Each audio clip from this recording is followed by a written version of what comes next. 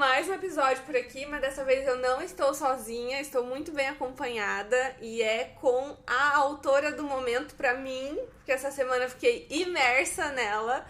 Tô aqui com a Célia Correia pra gente bater um papo sobre No Tempo das Cerejas, que eu não sei, Célia, a gente tem relações aqui com o podcast, será? No tempo de morangos, é tempo de cerejas, posso misturar as coisas por aqui? Podemos mostrar as coisas, sim. Acho que é uma baliza muito interessante, essa do tempo da natureza. Por isso acho que estamos as duas bem inspiradas. Ótimo. Então, gente, eu vou apresentar a Célia rapidinho, que a gente já tava batendo um papo aqui super legal sobre o livro em si. Mas eu vou dividir, eu fiz um roteiro, assim, eu tô muito dedicada, porque eu tava muito ansiosa pra te conhecer. E aí, o que eu fiz aqui? Eu separei um primeiro momento pra gente conversar, pra fazer uma apresentação breve, né? Pra fazer algumas perguntas agora da Bruna leitora pra Célia escritora, né? Inclusive, como você prefere? Célia Correia ou Célia Loureiro? Vamos para Célia Loureiro. Célia Loureiro? Ok. Sim. E depois a gente começa a falar do livro, pode ser? Assim, dividido em 2 blocos? Pra galera não confundir. Quiser. Ótimo, então. Bom, Célia, eu vi aqui que você nasceu em 89, certo? Essa informação. Você é formada em formação turística, trabalhou Correto. no turismo, no setor de reservas e hotelaria, certo? Sim. E aí, em 2022, você falou assim, eu vou largar tudo e eu vou virar uma escritora de sucesso. Foi isso que aconteceu? Não foi bem assim. Primeiro porque o ser escritor em Portugal, nós temos, como tu já deves ter-te apercebido desde que cá estás, nós temos um mercado relativamente pequeno, porque a população também é pequena. Sim. E não é assim tanta gente que lê em Portugal. Então se tu quiseres ter uma vida digna, com conforto, poder fazer um passeio, não é? Fica complicado ser só escritor. O que eu decidi em 2022 foi que eu iria investir a minha vida profissional no setor dos livros e da literatura, mas sobretudo como tradutora. Então eu comecei a trabalhar como tradutora, que me permite, também trabalhamos muito, não é? Porque quando és freelancer tens que aceitar mais projetos para conseguir alcançar aquilo que é o teu objetivo, inclusivamente financeiro, não é? Tentando não sacrificar a tua saúde, nem a tua cabeça, não é? E nem a qualidade do trabalho, mas foi o que eu decidi. Eu ia dedicar-me então à tradução e é uma paixão, é um prazer para mim conseguir viver rodeada de livros. Eu ia, inclusive, fazer essa pergunta. Tem algum momento, assim, na sua vida que você se percebeu escritora? Ou foi, assim, eu já estou aqui? Teve algum momento na infância, o dia D, vamos dizer assim? Olha, eu quando era pequena, eu sempre fui uma miúda muito sonhadora. E então, quando eu às vezes, eu não sei se é do seu Sagitário, se é o quê, mas eu tinha assim muito essa mania de eu gostava, como é que eu ia dizer? Eu gostava de aparecer, estás a entender? Tá. Só que eu gostava de aparecer, mas eu não queria que fosse com uma coisa que não tivesse significado. Então eu imaginava muitas vezes que era escritora e que estava a fazer um discurso de aceitação de um prémio literário, do Nobel da Literatura. Então muitas vezes eu estava no meu quarto à noite a falar sozinha e eu estava, é um prazer, os livros vêm da minha infância difícil e foi um caminho muito duro, mas eu não levava isso a sério. Mas agora deu certo, né? O Nobel ainda não chegou, mas... Mas é capaz de chegar. Você publicou Demência, e você falou já pra mim que é um dos seus favoritos. Você tem livros favoritos? Meus?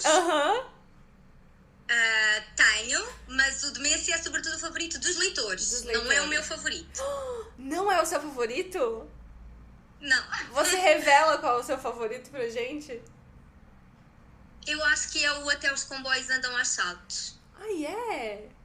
Tem esse nome estranho, Até os Comboios Andam aos Saltos. Eu não gosto de inventar nomes complicados, mas é uma citação direta de uma frase que o meu pai disse. e então eu quis pôr esse nome, e esse livro, infelizmente, neste momento só está disponível em Kindle e Kobo, mas é o meu favorito porque é também o meu romance autobiográfico. E então... pronto, mais um pra minha lista, dona Célia. Muito obrigada. Mais um. Então, esse é pequenininho, vai ler rápido. É pequenininho? Então pronto, já vou pôr nos próximos. Foi O Funeral da Nossa Mãe, Demência, Até os Comboios Andam aos Saltos. Vou tentar fazer uma tradução pra galera do Brasil. É como, acho que é uma expressão mesmo, assim, até, sei lá, os trens correm. Será que eu tô certa? Seria isso? Só que essa expressão não existe em português.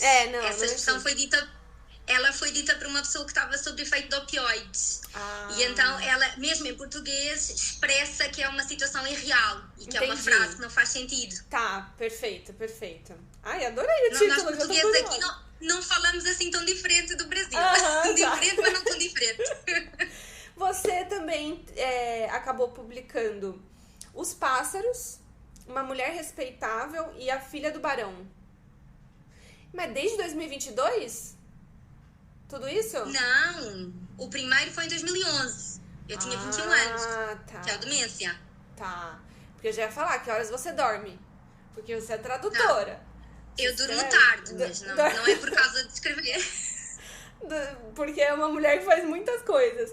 Além de tudo isso, você também faz parte do Clube das Mulheres Escritoras, que eu tô falando isso aqui pra galera seguir no Instagram, porque é maravilhoso. Sim, tem muitas mulheres talentosas lá.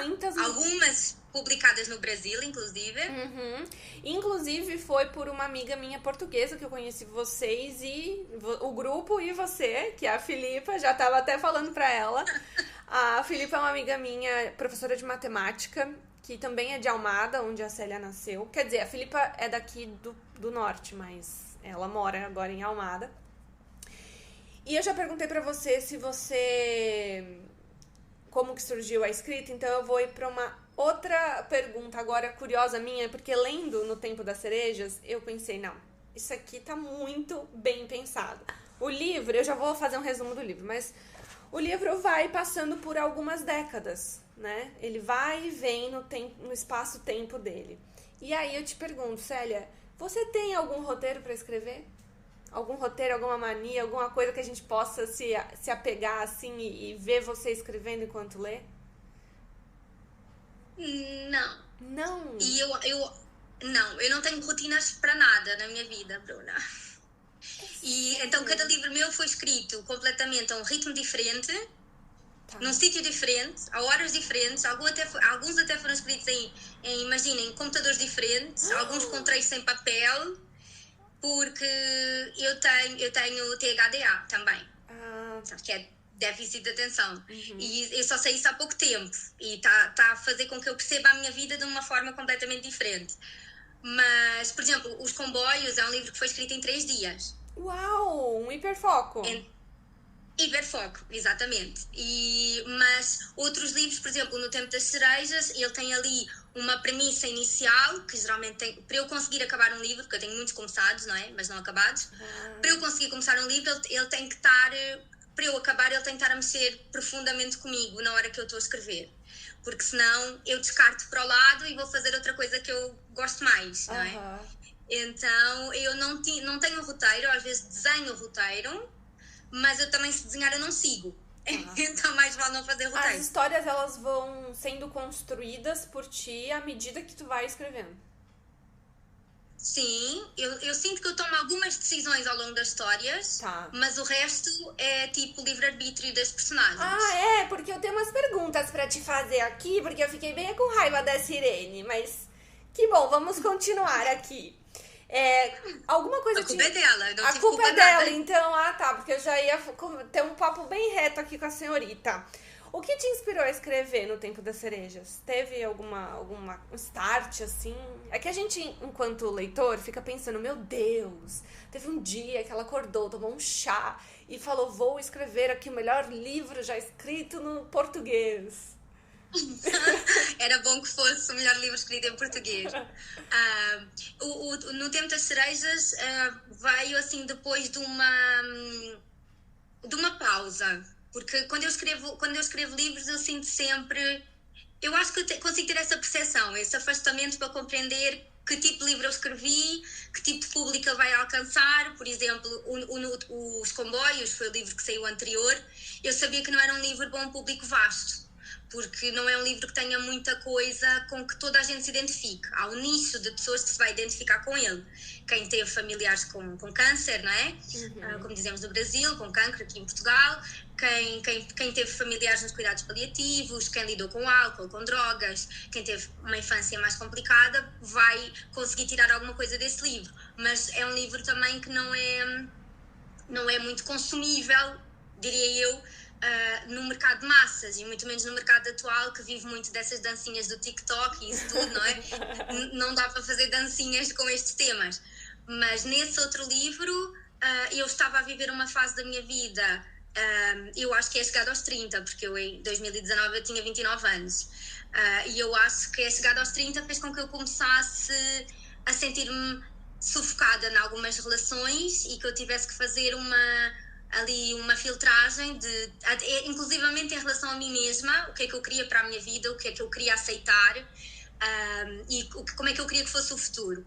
E então eu nessa altura tinha-me afastado de uma grande amiga minha de há muitos anos, e isso estava a doer muito, e então eu pensei, eu tenho que passar esta dor para o livro, e então o livro foi sempre um livro sobre duas mulheres e não uma história de amor. Isso são depois efeitos colaterais, mas foi sempre, acima de tudo, um livro sobre duas mulheres.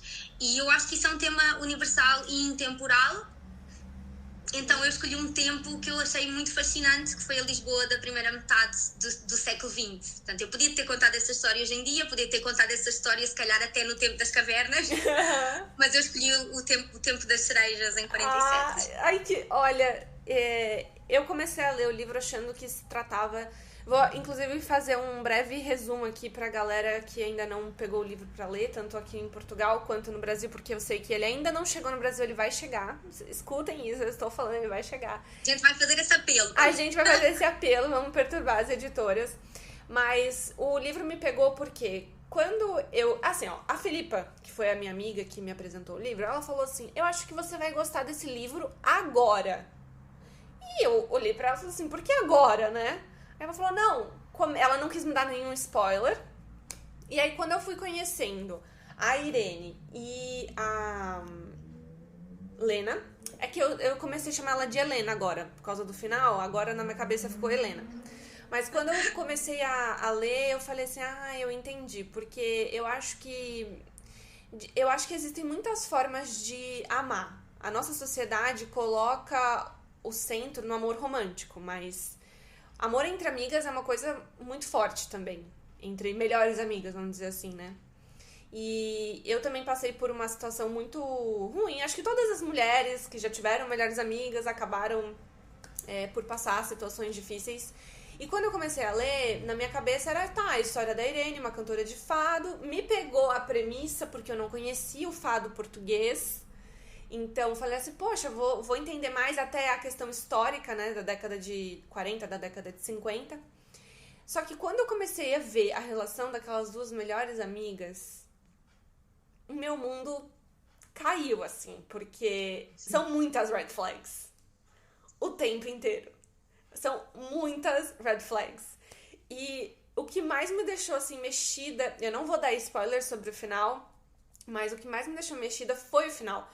Porque eu olhava pra Irene, eu peguei o livro assim, falei, quase que se eu tivesse com ela na minha frente, assim, eu falei assim, não é possível que você não aprendeu. Assim, não é possível que você demorou tudo isso pra chegar aqui.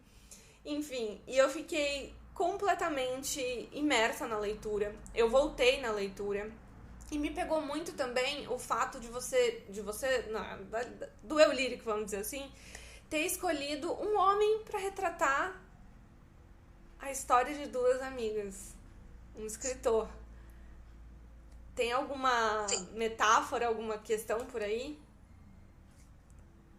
Olha, eu acho, se eu for sincera, eu acho que esse homem, quando eu escolhi logo de início que era um homem, às vezes essas decisões não são muito racionais, não é? Mas agora eu acho que eu entendo, às vezes eu própria me entendo mais tarde.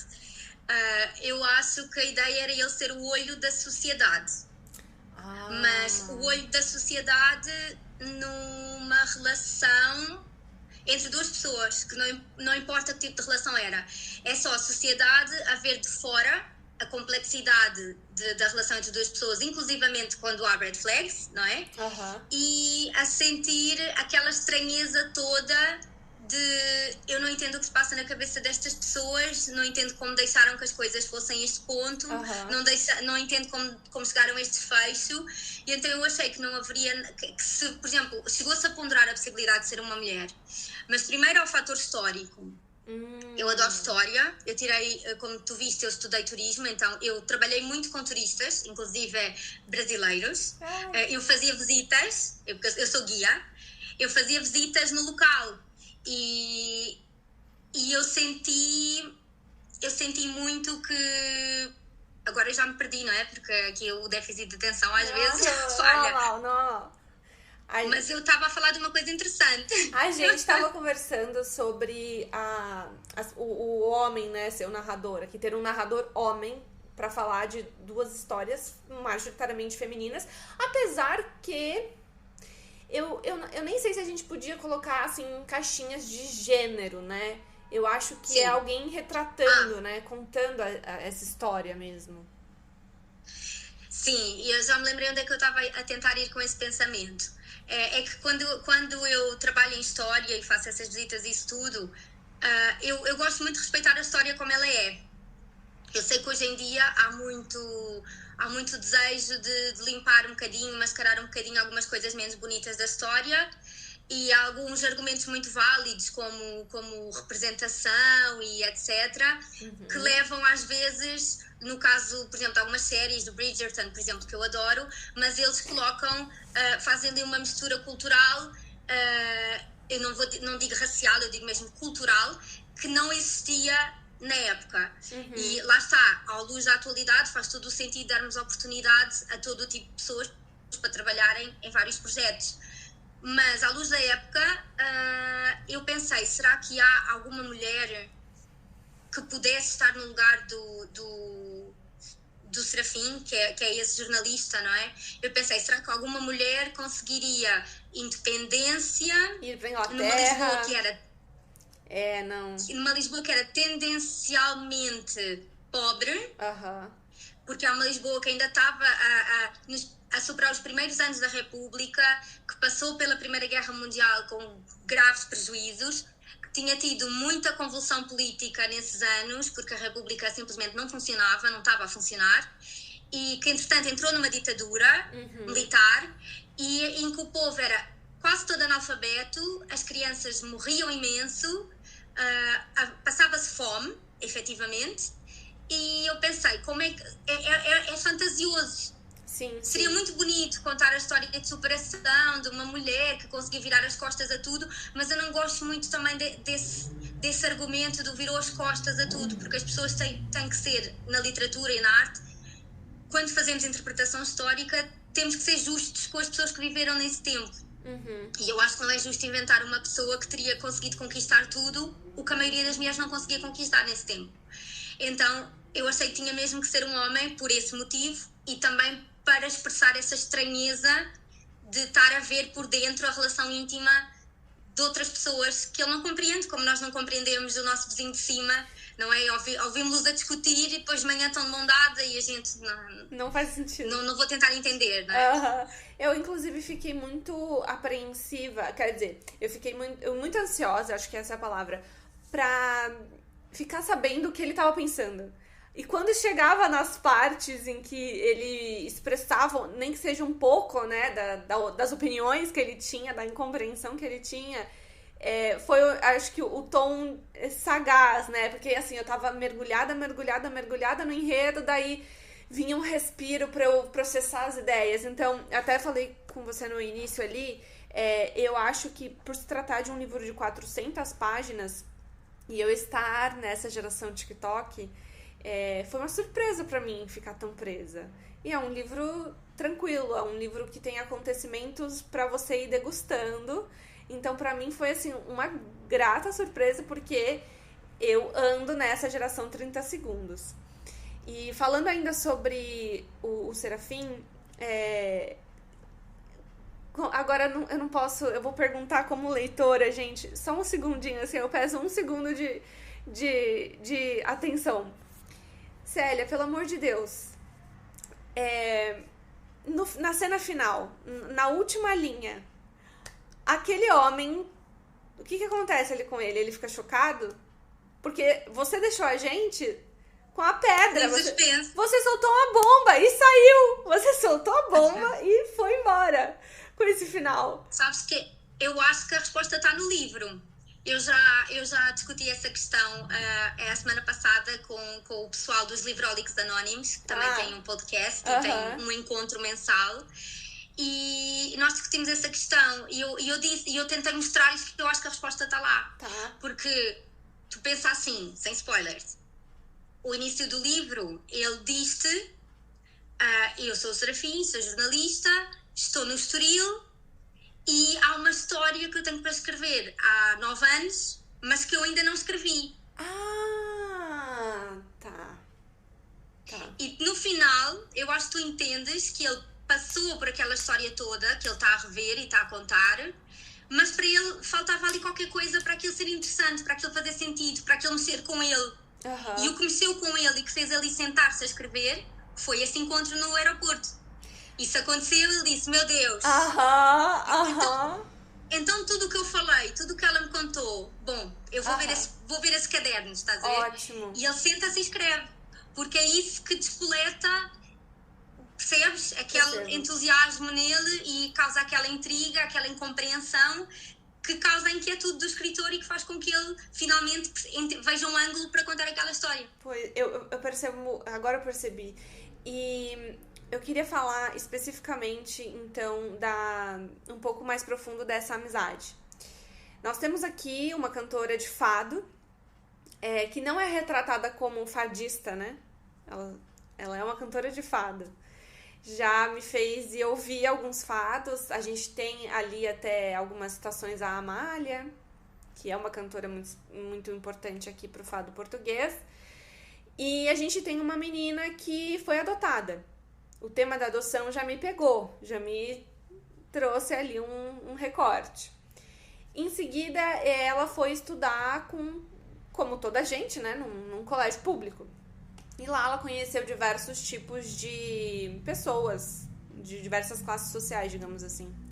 E uma dessas pessoas é a melhor amiga dela, que é a Lena. Ou Helena. É que pra mim ela não merece um apelido, mas tudo bem. É apelido que vocês falam aqui? Não, né? Eu acho que é um diminutivo. Diminutivo, isso. Apelido é sobrenome, né? Pra vocês. Sim, apelido é o sobrenome. É o sobrenome. E bem, e aí a gente vai acompanhar anos e anos da vida dessas gurias até a vida adulta, assim, bem adulta já e tudo mais.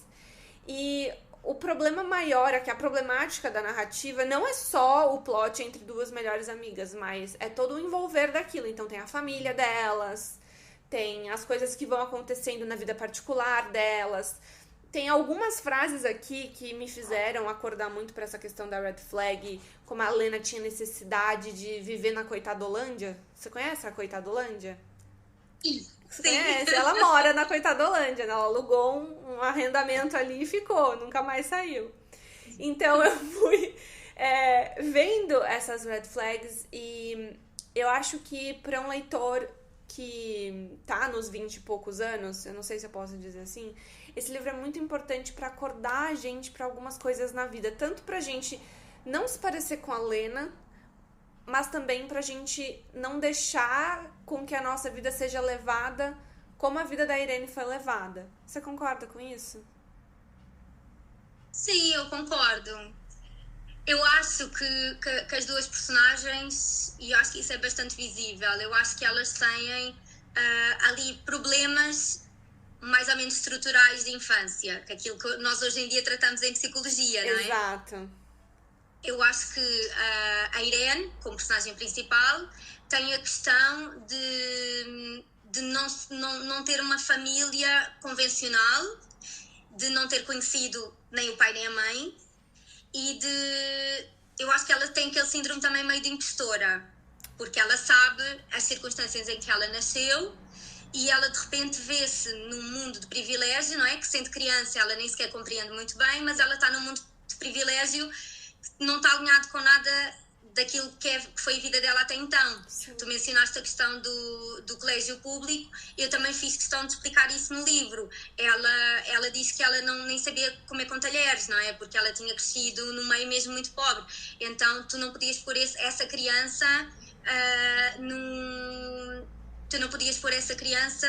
num colégio de crianças que sabiam falar francês e tocar piano e etc, entendes? Então ela acaba por ficar ali num enclave entre aquilo que é esperado dela para o futuro, que é uma educação exemplar, e aquilo que foi a vida dela até aí, que foi zero educação. Então ela aí, acho que os problemas de identidade dela começam aí, porque ela não pertence àquela escola. Ela não pertence àquela classe social da maior parte das pessoas que estão na escola, e que também foi muito inspirada no meu avô e na experiência dele. O meu avô disse que a melhor parte da escola era os arbustos de amoras, porque eles passavam muita fome em casa. E então eles aproveitavam para ir andar a saltar quintais, não é? Porque na altura toda a gente tinha quintais, uma árvore de fruta, e então eles dizem que roubavam muita fruta. Eles achavam muita graça a isso de roubar fruta. E então eu acho que eu queria mostrar como a Irene se sente deslocada e como a Lena, por outro lado, se sente completamente esmagada pelas expectativas da mãe dela. Sendo que essas expectativas nem sequer são manifestadas pela mãe dela. É a própria Lena que sente esse peso de ter que corresponder aos sonhos da mãe. E então, eu acho que isso acontece muito na nossa vida, porque tu tens ali uma mãe amorosa, não é? E uma filha também amorosa, gostam muito uma da outra, mas a relação delas, de algum modo, eu não acho que seja muito saudável. Parece que há ali uma falta de comunicação, em que a filha quer ser aquilo que a mãe quer, aquilo que pensa, que sente que a mãe quer que ela seja, e a mãe só quer que ela seja feliz. Mas, ao mesmo tempo, também acaba por pressionar muito a ser mais, não é? Direciona muito o caminho dela. São muitas camadas. E eu acho que é um bocado isso. São muitas camadas nesse tempo que eu fiquei imersa no livro. Uma das coisas que mais me chamou a atenção também foi essa. Foi como a Lena fazia de tudo o tempo inteiro para ela sair como a santa padroeira, a filha perfeita.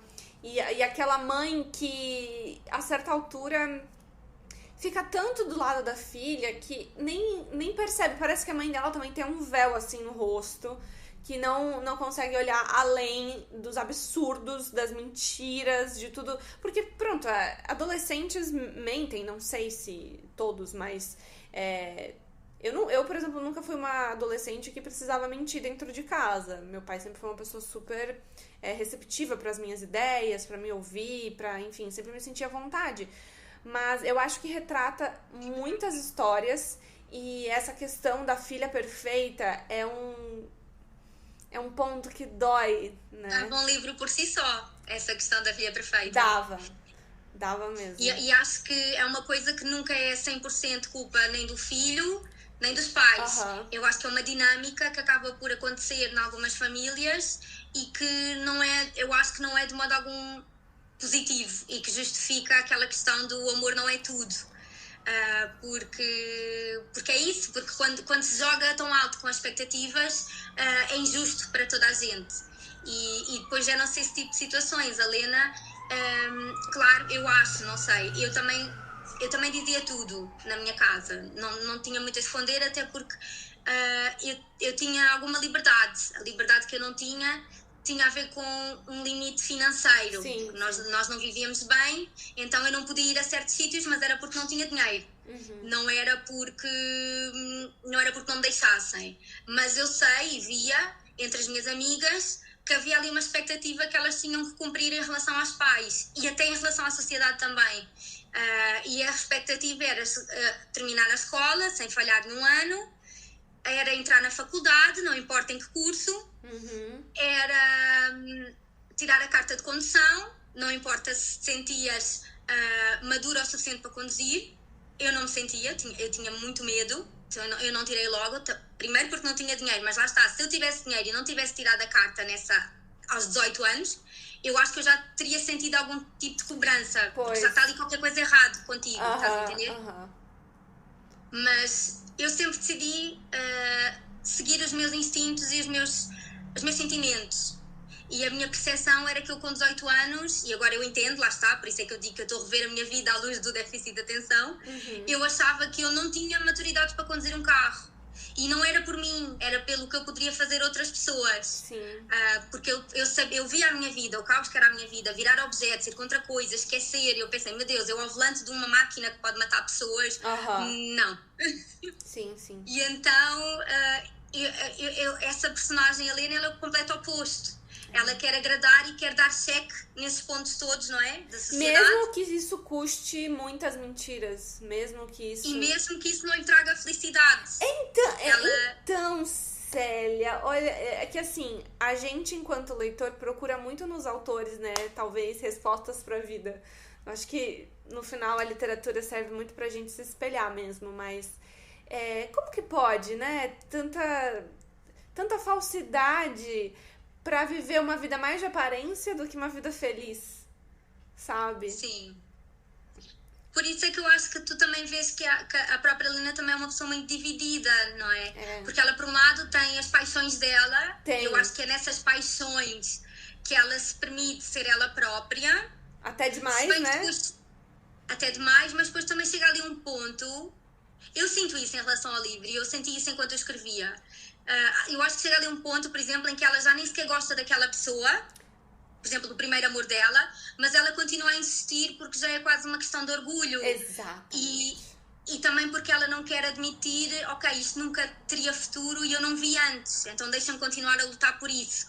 E lá está, eu acho que isso é uma pessoa que acaba por agir contra os seus próprios interesses e contra a sua própria felicidade, porque ela não consegue ser honesta perante si própria, ela não consegue dizer, não, eu não quero isto. E eu não quero ser costureira, eu vou dizer à minha mãe que não quero ser costureira. E eu não quero casar agora, percebes? Mas eu acho que ela debate-se muito para não desiludir, é tipo uma people pleaser, não é? E eu acho que isso mostra o lado nefasto de vivermos para as expectativas dos outros, porque acabamos por magoar quem não devemos magoar e, inclusivamente, acabamos por nós próprios não viver uma vida saudável. Eu confesso que em determinadas partes do livro eu fiquei com mais dó da Lena do que com raiva. Ficava com raiva por ler a versão da Irene, assim, eu ficava com raiva também por me identificar, porque às vezes a gente fica em relações mesmo com todo mundo te mostrando, com tudo te falando, olha, só vai embora, sabe? Não é nem brigue, discute, puxa o cabelo, não é isso, mas assim, só vai embora, aprenda a arte de ir embora. É uma coisa que a nossa sociedade ainda debate muito e é uma coisa custosa pra gente nas relações. E eu, aproveitando, eu queria te perguntar se tem alguma parte do livro que você, enquanto Célia, não enquanto escritora, tem como favorita. Sim, eu acho que há várias partes que eu gosto muito. Eu gosto muito da parte em que a Irene conhece o Rafael. Ai, vai ser uma pessoa... sim, eu adoro essa parte. Porque eu quis... Como é que eu ia te explicar? Eu quis mostrar... É assim, eu acho que os livros, a literatura, as novelas, os filmes vivem muito daquela química instantânea, daquele amor à primeira vista... e eu quis mostrar que não, e que às vezes o afeto, o amor pode ser só uma questão de conforto, de nos sentirmos confortáveis com outra pessoa, de podermos dizer a verdade à outra pessoa, de podermos mostrar os nossos podres, como nós dizemos aqui, à outra pessoa. E eu quis que não houvesse essa carga de lascívia e de atração, e eu quis que eles fossem só um porto de conforto um para o outro. E então eu gostei muito disso, porque é uma coisa que eu na altura estava a viver na minha vida, e pela primeira vez, e estava a ser muito bom eu aproximar-me de uma pessoa, não porque, ai meu Deus, os olhos dele, ou ai meu Deus, não é, tem 2 metros de altura, mas porque era uma pessoa na qual eu fui vendo gradualmente beleza e outras qualidades, e então foi novidade para mim. Eu achei é isto, o amor maduro é isto. O ponto para mim dos dois ali é justamente observar de fora essa coisa do não precisa ter borboletas no estômago, não precisa passar mal, não precisa ter problemas, guerras, até porque viver já é tão difícil, né? A gente já tem tantas coisas para se preocupar, o amor não precisa ser mais uma delas. Então, conforme eles iam e vinham, eu ficava assim, nossa, mas eu acho que eles são perfeitos um pro outro, sabe? Ainda mais depois de tudo que acontece no livro. E eu só realmente fiquei muito presa no final, assim. É curioso como o ser humano é obcecado pelos próprios problemas, né? Sim. Eu sinto isso e no livro eu fiquei muito presa a isso. Mas uma outra coisa que eu separei aqui pra te perguntar, além da sua parte favorita,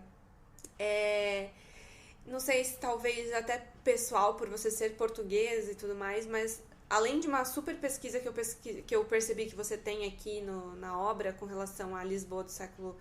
a Lisboa dos anos 40, dos anos 50, teve alguma questão específica em retratar essa época? Porque, por exemplo, a Irene não é uma mulher que passa fome, né? Enquanto toda Lisboa a maioria, né, das pessoas estão passando por muitos problemas financeiros, a gente tá com uma personagem que tá cômoda ali.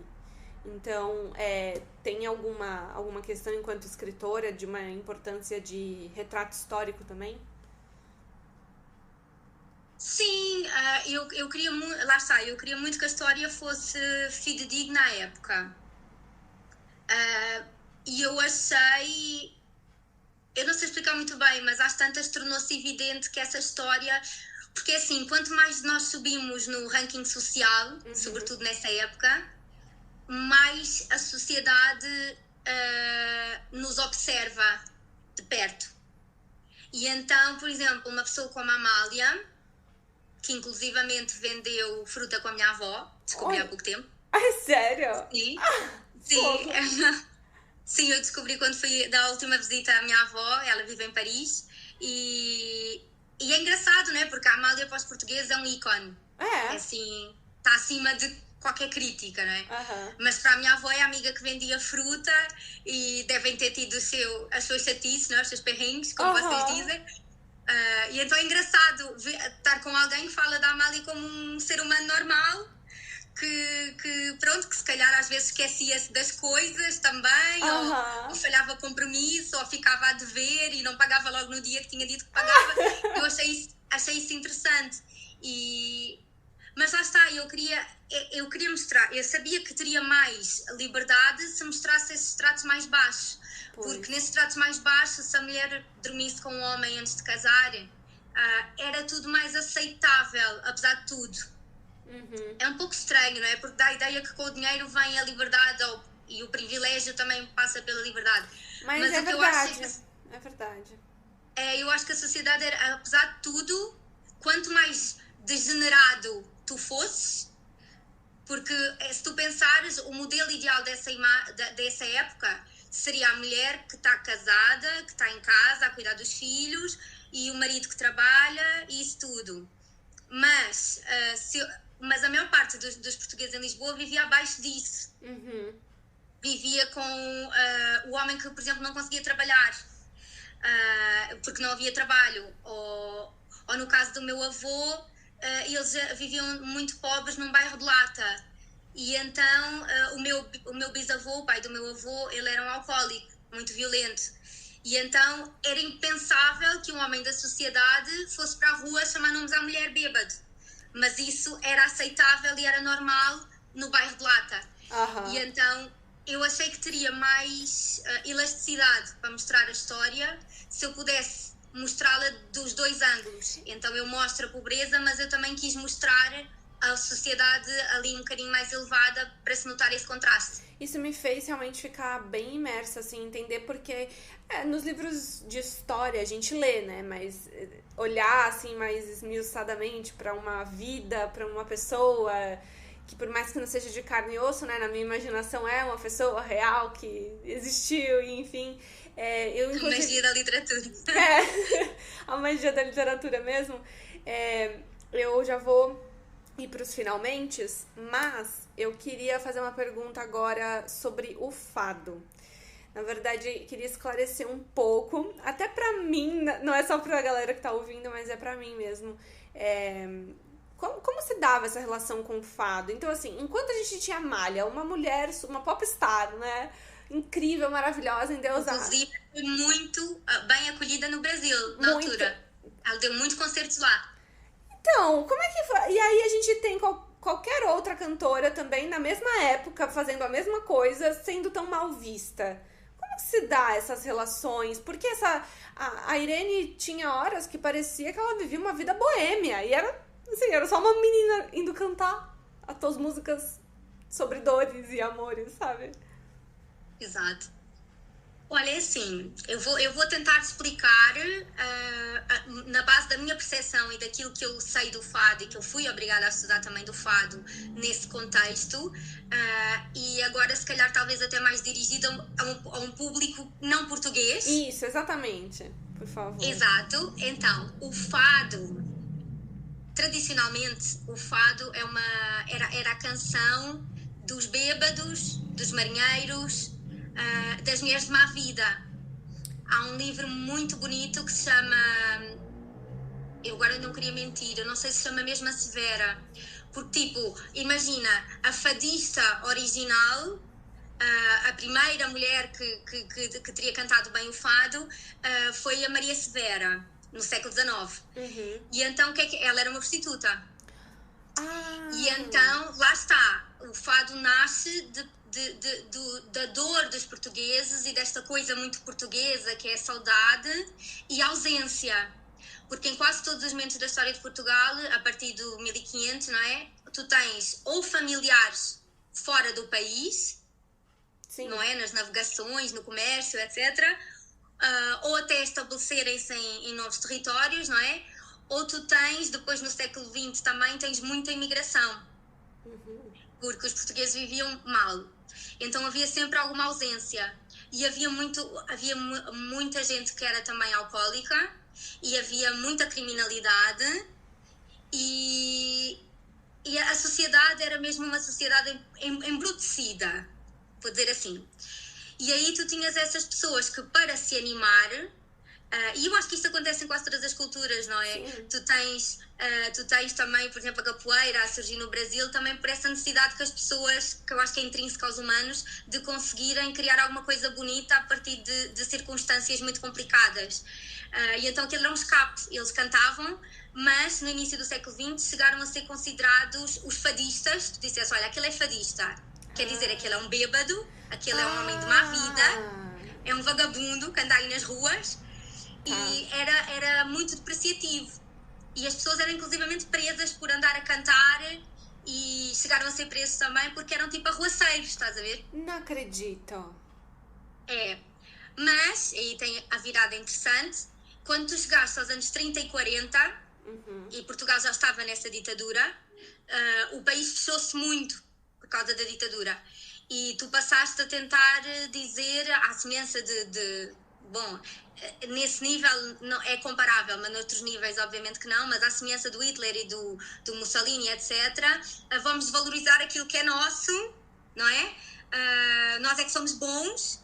E então o governo, a propaganda, apercebeu-se que havia muito poder naquelas canções, e que essas canções tinham muito a ver também com o tempo de glória de Portugal. Para o Estado Novo era evidentemente o tempo dos descobrimentos, o tempo em que fomos um império, não é? E então eles deixaram essas pessoas começarem a ter algum estatuto ao cantarem sobre a sociedade, ao cantarem sobre a saudade, o estar longe, o ir para o mar, essas coisas todas. E no caso da Amália, ela tem uma voz sobrenatural. Se tu ouvires, sim, não é? Sim. O fado sai com naturalidade. Se tu ouves fadistas mesmo hoje em dia e parece que há ali um... Eu não sei se não terá sido também por ela ter sido vendedora, porque as vendedoras gritam muito alto e há ali uma coisa que é há ali uma... Eu não percebo muito bem, mas há ali um momento em que a voz quebra. E eu não sei se tem a ver com isso, mas ela também era vendedora, ela apregoava nas ruas, e então há qualquer coisa de muito bonito na voz dela. E o Estado Novo apercebeu-se que não só na voz dela, mas de outros artistas, que podiam criar um produto nacional de qualidade para vender ao estrangeiro e para engrandecer ainda mais o país. Nós dizemos que as bases de Portugal hoje em dia, em termos culturais, são Fátima, que ainda há muita religiosidade, o fado e futebol, que nós dizemos são os 3 Fs. E então, nessa altura, nasceu o fado como um produto de propaganda nacional. E a partir daí, eram as pessoas que iam representar Portugal em delegação estrangeira. Vamos levar um fadista, vamos trazer os estrangeiros para ouvirem fado. Tu consegues ver essa história toda no Museu do Fado, em Lisboa. É muito interessante. O Museu do Fado tem lá a história toda.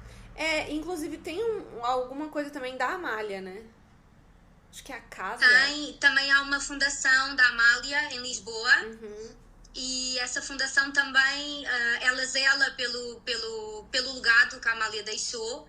E não esqueça que a Amália está no Panteão Nacional, não é? E ela tornou-se mesmo a voz de Portugal, e depois também descobres que ela também trabalhou com muitos artistas da resistência à ditadura. Ela tem músicas muito lindas, como Abandono, que se tu fores ouvir Abandono, que é a música que eu ouvia mais quando estava a escrever o livro, ela fala de levaram-te para longe, mas ao menos ouves o mar, levaram-te à meia-da-noite.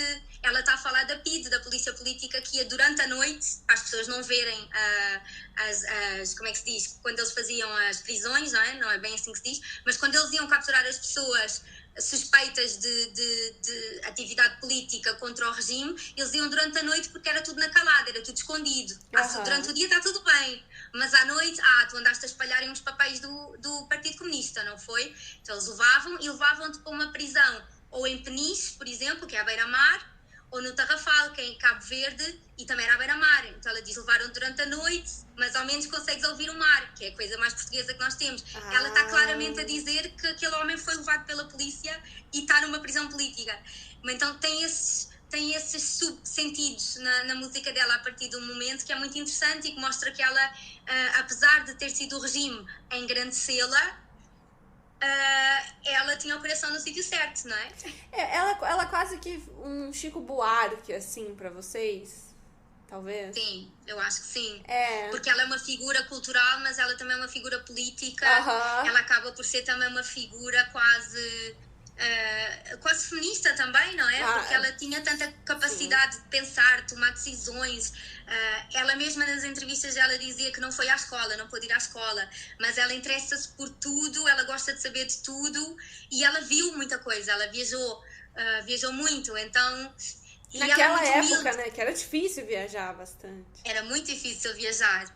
E ela acaba por ser uma pessoa ao mesmo tempo muito humilde. Ela diz, eu não sei disto, eu não sei daquilo, mas eu canto e por sorte, ela chega a dizer, por sorte as pessoas gostam do que eu canto, então... Eu fiquei bem imersa nessa temática do fado, porque a Irene vivia uma vida quase que clandestina para poder ser cantora.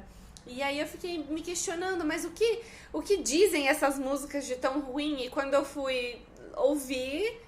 Na verdade, eram músicas históricas, bonitas, sobre paixões, sobre a vida, né? Então, eu fiquei assim, até porque numa das minhas cenas favoritas também, o Rafael acaba falando, você é uma cantora de fado, num tom depreciativo, né? Então, achei curioso isso, acho que a galera no Brasil... vai ficar também curiosa com relação à história do fado português, para além do campo histórico, mas acho que para sentir atenção, sabe? Eu acho que o fado é tão português quanto brasileiro, para ser sincera. Não é? Porque eu acho que se os brasileiros ouvirem, eu acho que vão se identificar. Até neste momento, sabes? Neste momento em que tantos brasileiros estão fora de casa. Sim, exato. Alguns podem estar contentes e realizados, percebes, como tu, mas há pessoas que podem estar a sentir muita falta de casa e podem estar a sentir falta daquilo que é a sua comida de conforto e que é o acolhimento da família, e eu acho que o fado é muito sobre isso, é muito sobre estar longe. E faz muito sentido. Faz muito sentido agora o pai da Irene... É que eu não quero dar muitos spoilers, mas o pai da Irene e a relação dela com o pai agora faz muito sentido mesmo, assim, é mais... É isso, o fado é tipo tu chorares que tens falta de qualquer coisa, e acho que a Irene tem falta de muita coisa. Ela tinha falta do pai, tinha falta da mãe, tinha falta, se calhar, também não só de uma amiga verdadeira, porque nós não podemos imputar só culpas aos outros, mas se calhar tinha falta dela própria se resolver para poder fazer escolhas mais saudáveis. E então, porque as duas erram, né, o tempo inteiro. As duas erram, sim. É muito curioso isso. É muito curioso isso, porque ao mesmo tempo acho que por estar na visão da Irene, eu fico mais indignada com a Lena. E quando a Irene faz certas coisas, eu falo, mas é óbvio. Também tá cansada, a mulher coitada. Só que se parar pra pensar, faz as duas. Mas aí entra o jornalista. O jornalista vai deixando ali umas dicas. Ela às tantas diz... Eu tenho que me lembrar que isto é a história contada pela Irene, na versão da Irene. Exatamente. E até houve uma pessoa que disse com graça, agora devias contar a história do lado da Lena. E eu pensei, não vou fazer isso, mas se fosse, ia ser super divertido, porque as histórias não iam bater certo em lado nenhum. Não, as histórias iam ser completamente diferentes. Completamente diferentes. E eu acho que isso é muito interessante. Até para tu mostrares, não é, que não há busca pela perfeição na vida, não é? E às vezes a literatura, sobretudo a literatura de fórmulas, eu acho que peca nisso, porque não só te deixa ansiar pelo homem ideal que não existe, como também te deixa a desejar ser a pessoa perfeita que também não existe. Exatamente. E então eu gosto de escrever sobre pessoas que erram, que cometem erros, e sobre a culpa, sobre o arrependimento, sobre a vingança. E eu acho que o livro ficou muito humano nesse sentido. Ficou. Eu fiquei muito contente por teres gostado. Inclusive, além de eu ter gostado e além da tua presença maravilhosa aqui, que eu nem sei como te agradecer de verdade, porque é uma honra. Eu não posso nem agradecer o convite, porque eu é que me convidei. Eu nunca tinha parado pra pensar e falar assim, nossa, será que a Célia Loureiro vai aceitar aparecer no É Tempo de Morangos? Eu nem parei pra pensar nisso. Não, mas eu pensei logo, porque como te disse, eu tive um podcast e eu vi que havia muito interesse das pessoas em ouvirem os autores a falarem das suas histórias. Sim. Eu achei isso muito interessante. Eu tenho essa obsessão em saber o que vocês pensam, em como vocês fazem as coisas, quem inspira vocês, sabe? Eu tenho essa... É bem legal. Inclusive, tem, assim, algum autor que você, ultimamente, ou na vida, assim, te acompanha? O fado, pelo visto, te acompanha. Uma parte recorrente pra ti. E não ouço tanto fado quanto já ouvi. Eu ouvi muito fado no tempo da faculdade, e o fado arrancou muitas lágrimas. Porque eu lembro-me, sobretudo, quando estava com grupos de turistas brasileiros, e nós íamos visitar certas áreas da cidade, e nós íamos naqueles autocarros, não é? Ônibus turísticos, e eu quando já tinha explicado tudo e ia descansar a voz 5 minutos, eu pedi ao motorista, olha, põe um pouco de fado, e tu vias a música a entrar nas pessoas, porque a guitarra portuguesa também é muito bonita. E então nessa altura eu sinto que vivi o fado. É diferente de eu estar em casa a limpar a casa e ouvir aquela música sobre o abandono e a tristeza. Mas nessa altura eu vivi. Olha, em termos de escritores bons, nós temos a Valentina Silva Ferreira. Eu já a conheço há muitos anos, mas ela também está na mesma editora que eu, que é a Aurora. Este livro eu ainda não li dela, mas é o novo. É muito importante apoiarmos os livros novos, porque eles estão com um tempo de vida assim curtíssimo nas livrarias e nos meios de divulgação, não é? Mas o anterior dela, que se chama Vertigens, foi inclusivamente semifinalista do Prémio Oceanos. Que é aquele prémio, não é? Que une a lusofonia. E então o livro é realmente muito bom. Eu sei que ela também tem ligações ao Brasil. Não tenho certeza se é um pai, saiu mamãe. No Brasil. Eu acho que ela até está publicada, eu acho que ela tem lá livros do Brasil. Ela é muito boa. E depois, olha, eu aconselho a verem todas as mulheres que têm no site do Clube das Mulheres Escritoras. Temos lá livros muito interessantes também. Temos distopias, temos romance histórico, temos, sei lá, o que é que nós temos? Temos tudo.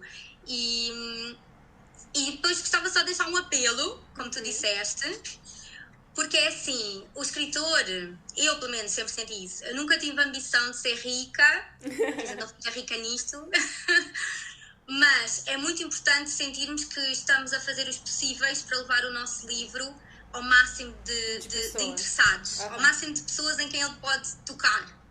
E eu estou muito convencida que este livro, até para quem estiver no Brasil e tiver família, antepassados em Portugal, ou quem estiver a pensar vir para cá e quiser perceber melhor esse bicho que é o Portuga, não é? Eu quero muito levar o livro também aos leitores brasileiros. E eu gostava que a Dublinense, não é? Que a gente vá todos ali à caixa do correio, que eu já escrevi a eles, e não diga publica, não é isso, publica, é lê. Só assim, leiam aí esse livro e vejam se não pode ser interessante. Sim. E é isso, porque eu sei que agora vou ter muita pessoa a perguntar quando é que o livro está lá.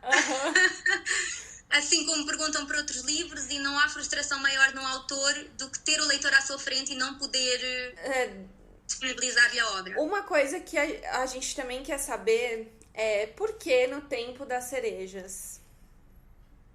Precisamente, e eu vou tentar dar a resposta mais curta.